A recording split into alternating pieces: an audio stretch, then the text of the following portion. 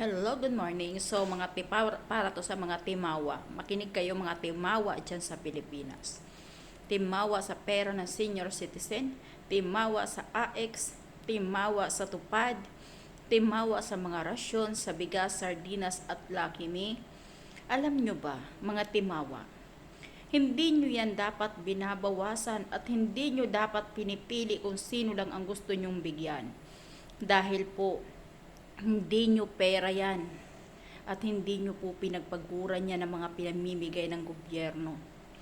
Para mamili kayo ng mamili, ipitin nyo ng ipitin, bawasan nyo yung sa mga tupad, sa AX, na mga pera, para sabihin ko sa inyong mga timawa, wala po kayong karapatan magbawas at wala rin po kayong karapatan na i-hold ang iba na meron dyan ayaw nyo ibigay keso ang kailangan ng asawa kasi yun ang nakapangalan pag pinuntahan ng asawa nakaperma na doon pero hindi pa nila nakukuha o saan nga ba napunta yon, di ba?